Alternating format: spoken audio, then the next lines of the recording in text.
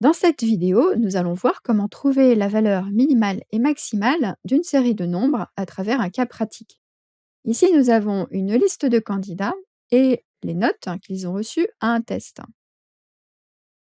Nous allons donc devoir trouver la plus mauvaise note de toute la liste et la meilleure note de toute la liste. Celui qui aura la moins bonne note sera éliminé, et ça on le verra dans un deuxième temps, et celui qui a la meilleure note sera major de sa promotion. Nous allons commencer par examiner avec min et max les deux conditions. La première chose, trouver la plus mauvaise note. Pour cela, on va utiliser la fonction min, M-I-N, puis ensuite regarder sa syntaxe.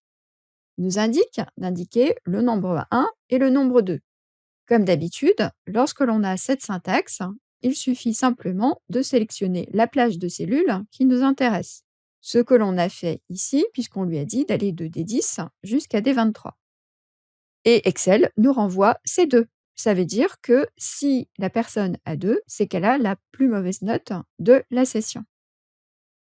Ensuite, nous allons regarder la même chose, mais cette fois pour la meilleure note. Et on va utiliser max qui a la même syntaxe de formule. On a trouvé donc nos deux critères. Et maintenant, on va l'appliquer dans une simple formule de conditions. Si là, c'est le contenu de la cellule D10, c'est-à-dire le résultat de Karim, est égal au contenu de la cellule D24, ça veut dire qu'il serait éliminé.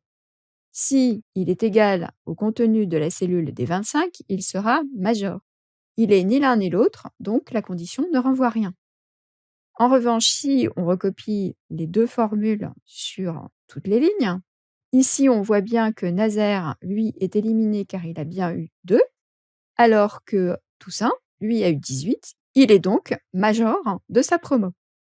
Vous savez maintenant comment utiliser les valeurs minimales et maximales d'une série de nombres.